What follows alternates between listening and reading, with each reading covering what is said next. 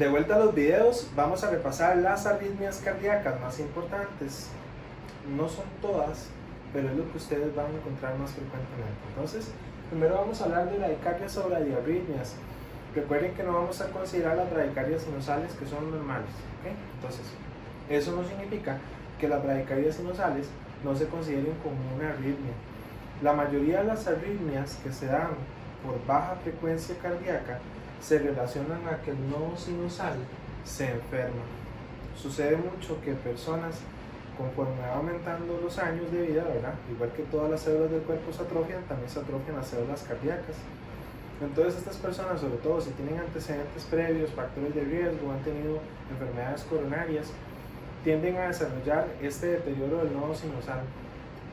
Uno de los principales síntomas de un nodo sinusal enfermo es cuando la frecuencia cardíaca es demasiado baja. En este caso, vamos a hablar de una bradicardia sinusal que es de tipo sintomática. Una frecuencia cardíaca considerable va a ser menor de 45 latidos por minuto. En este caso, vamos a observar que hay una onda P, QRST, que siempre va a estar la onda P positiva en las derivaciones que tiene que estar la P positiva, pero que la distancia entre los R's es lenta, es larga. Entre más largo esté la distancia entre una onda R y otra onda R, más baja va a ser la frecuencia cardíaca. Esto rápidamente, ustedes con solo observar un trazo eléctrico en un monitor les permite saber si la frecuencia va rápida o va lenta. Recuerden que el QRS se da en el mismo momento que se hace la sístole del ventrículo izquierdo, porque el QRS permite la contracción ventricular, entonces es la que va guiando el pulso en fin. Si ustedes palpan el pulso de una persona, dependiendo de la distancia de los QRS, así van a sentir ustedes la frecuencia de ese pulso. Entonces, lo que tenemos que nosotros que considerar van a ser cuáles son esos síntomas que nos llaman la atención. Ustedes pueden tener un usuario con una frecuencia cardíaca en 40 de un ritmo sinusal, bradicardia sinusal, pero si la persona está asintomática, no hay nada que hacer, es decir, no requiere ninguna intervención, nada más tenemos que monitorizarla y observarla, tomar una historia clínica y poder ir dirigiendo el plan de cuidados con respecto a esa historia clínica. Sin embargo, si ustedes observan signos de bajo gasto cardíaco, eso significa que la cantidad de sangre expulsada por el ventrículo izquierdo tiene un gasto cardíaco tan disminuido que no es suficiente para perfundir todos los tejidos del cuerpo. Entonces la persona empieza a tener esa dificultad para poder tener una oxigenación adecuada y van a presentar ciertos síntomas. Tan solo con uno de estos síntomas que presente la persona relacionados a la frecuencia cardíaca baja, ya decimos que tiene una bradicardia inestable. Entonces, vamos a aprendernos, son 5. Dolor torácico de posible origen isquémico, no es que se golpeó jugando y que llega con un electro en una frecuencia cardíaca en 50, es que es deportista y le duele el pecho porque se golpeó. Es más bien una persona que de forma súbita llega a consulta porque tiene molestia torácica, se le hace un electrocardiograma y se documenta una frecuencia cardíaca baja. Entonces posiblemente esa molestia torácica es porque hay isquemia coronaria relacionada al bajo flujo de sangre. Otros aspectos importantes que se empiezan a presentar son personas con estado mental alterado, tienen un Glasgow bajo habitualmente, pueden estar un poco desorientados, pueden tener disartria al hablar, es decir, no se le entiende lo que está diciendo. Entonces, tenemos que considerar que el estado mental alterado también puede ser un signo de un bajo gasto. Otro de los aspectos importantísimos es tomar la presión arterial. Una presión arterial baja, sobre todo con una presión arterial media menor a 60 milímetros de mercurio, nos está hablando de que hay un bajo gasto cardíaco y que la presión no es suficiente. Recuerden que las presiones bajas son mucho más peligrosas que las presiones altas. Entonces tenemos que alertarnos si vemos una presión así de baja, sobre todo una presión media, ¿verdad? Signos de shock. ¿Cuáles son los signos de shock más importantes? Vamos a memorizar y que ustedes en la práctica clínica lo sigan utilizando porque es de vital importancia que nosotros en la enfermería podamos detectar rápidamente esto con los usuarios para alertar y empezar la atención inmediata. Entonces, pulsos distales casi no se sienten o son débiles. Piel fría porque hay baja irrigación. Llenado capilar lento, mayor a 3 segundos. ¿Okay? Ustedes van a observar como signos de shock también diaforesis, habitualmente criodiaforesis, o sea, sudoración fría, y algunos trastornos respiratorios como insuficiencia para respirar, sensación de disnea, ¿verdad? Son los signos de shock más importantes. También es importante observar que las personas se ponen hipotérmicas, ¿verdad? Cuando hay shock. Por último, insuficiencia cardíaca pero aguda. No es la persona que ya tenía de fondo una enfermedad y que sabíamos que tenía insuficiencia cardíaca crónica, por ejemplo, que tiene edema hipodámico, que tiene insuficiencia renal de fondo, que tiene un infarto previo. Más bien, es la persona que no tenía historia y ahora viene con signos o síntomas de que el corazón no está siendo suficiente para bombear y por lo tanto se da la insuficiencia cardíaca. Entonces, lo que más vamos a observar son edema agudo de pulmón. ¿Cómo documentan el edema agudo de pulmón? Auscultando. Si ustedes auscultan cor pulmonar, que eso es sonidos húmedos dentro de los campos pulmonares, entonces son signos de que hay sobrecarga a nivel pulmonar porque está fallando el ventrículo. También ustedes pueden observar ingurgitación yugular. La yugular se distiende de forma importante. De hecho, si ustedes presionan la región hepática, va a aumentar la distensión yugular. Eso se llama ingurgitación hepatoyugular, que también es un signo de insuficiencia cardíaca aguda. Si auscultan los focos cardíacos, van a auscultar un tercer ruido en válvula mitral o un tercer ruido en válvula tricuspidia, según la insuficiencia cardíaca aguda sea izquierda o derecha. Entonces, esos son los aspectos que siempre vamos a encontrar. Esto se aplica tanto para determinar si una bradicardia es inestable o estable, ¿verdad? Incluso para taquicardias, si son estables o inestables, entonces hay que repasarlo, ¿sí? Ahora, otros tipos de bradicardias importantes se relacionan con el origen del ritmo. Cuando el ritmo no es de origen sinusal y ya se pierde totalmente el dominio del nodo sinusal en la conducción eléctrica, en ocasiones existen focos ectópicos, es decir, desconocidos que están activando los ritmos que vienen de arriba de las aurículas.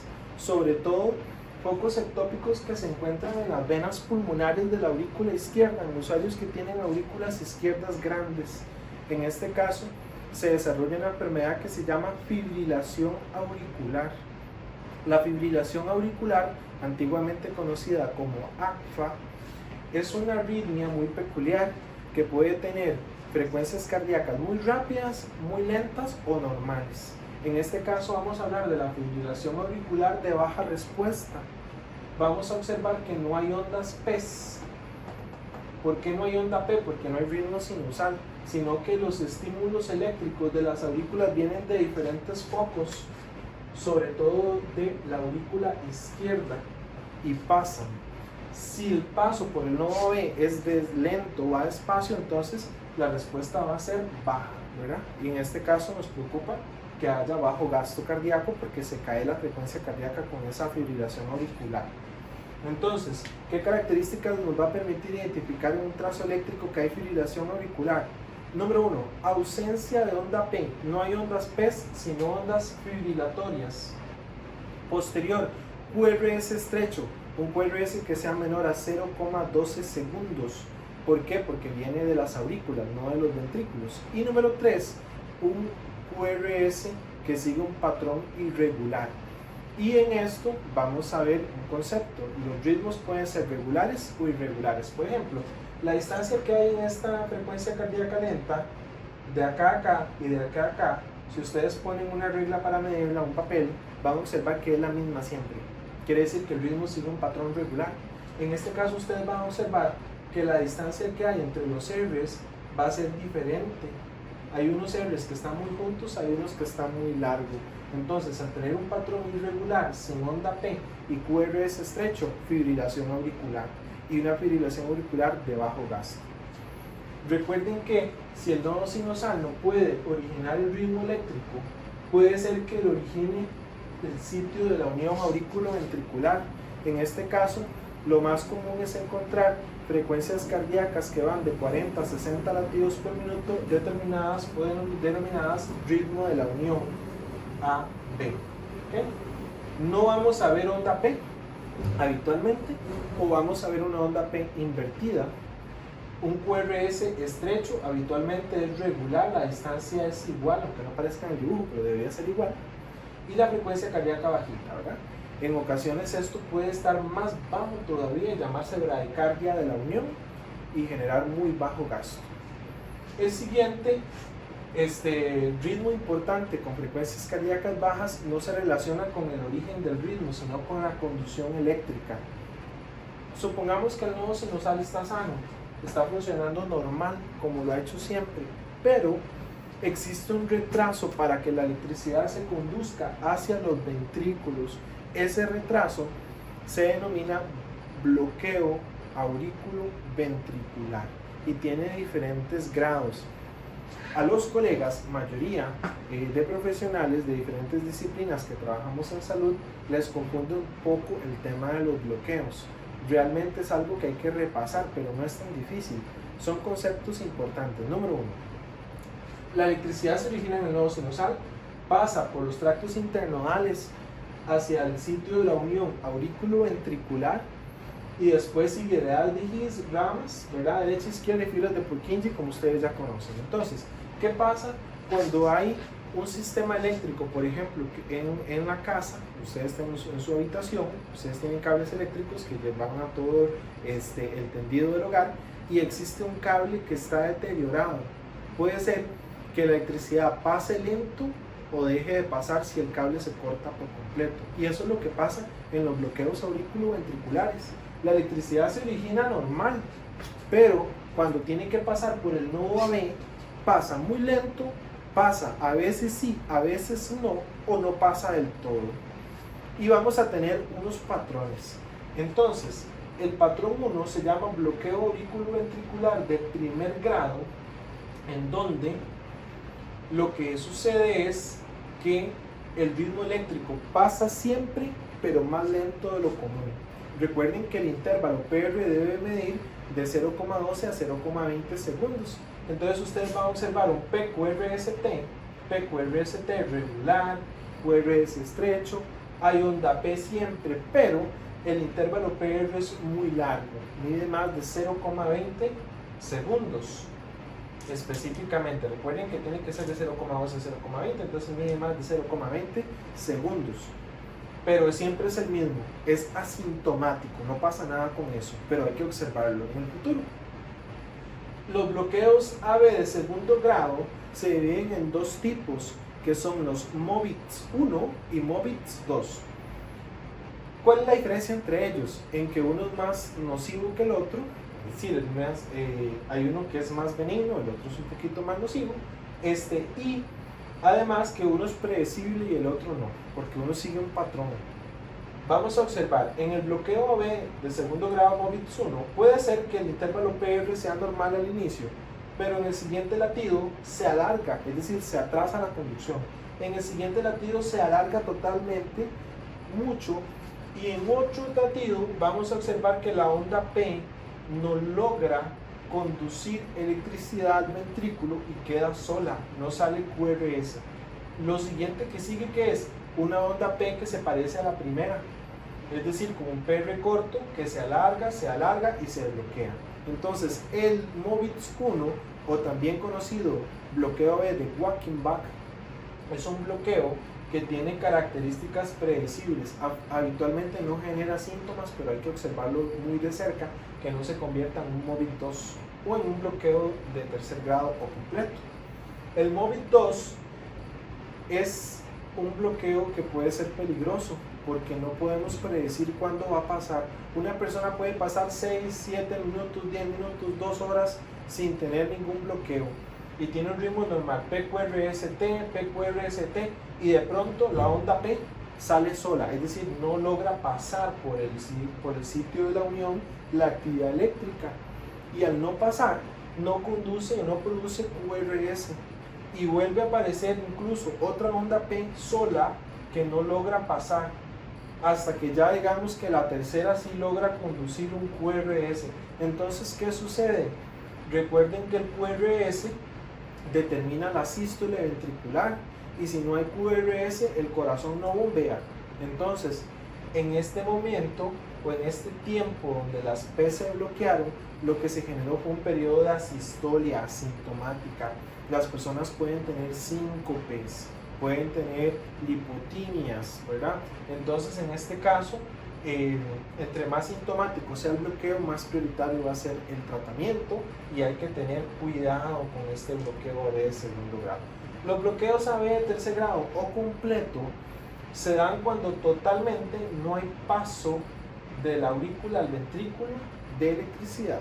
Por lo tanto, al no haber ningún paso, la onda P se sigue produciendo de forma normal, siguiendo su ritmo, y como no llega electricidad en la parte inferior, entonces en algún punto, sea en el haz de His o en alguna rama ventricular, se empieza a producir el ritmo del QRS. Entonces tenemos las siguientes características. Vamos a ver.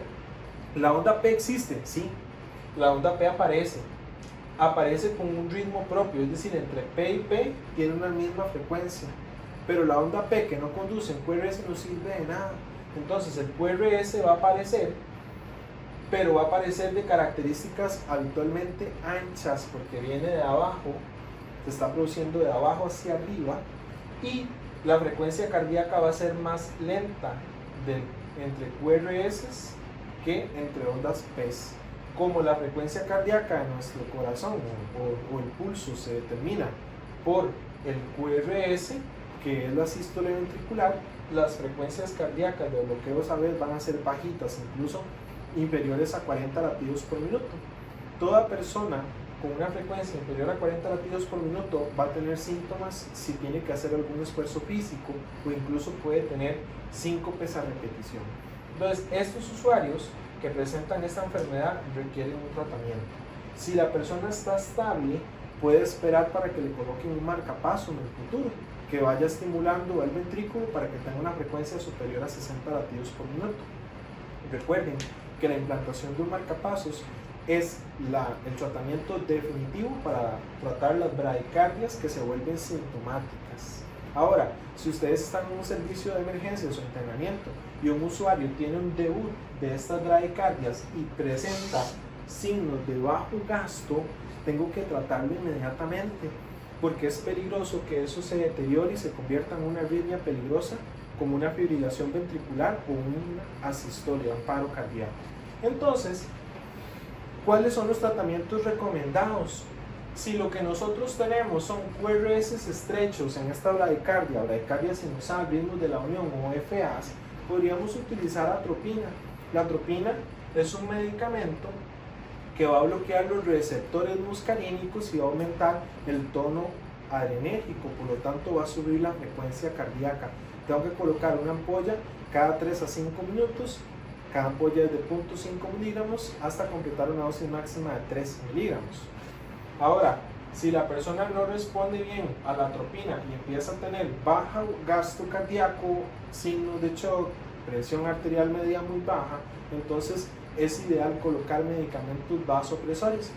Los medicamentos vasopresores son estas catecolaminas que cuando se colocan generan espasmos en los vasos, aumentan el flujo sanguíneo y también generan efectos inotrópicos positivos. Recuerden que el inotropismo es cuando el ventrículo se contrae más fuerte. Entonces, vamos a tener como opción adrenalina o dopamina.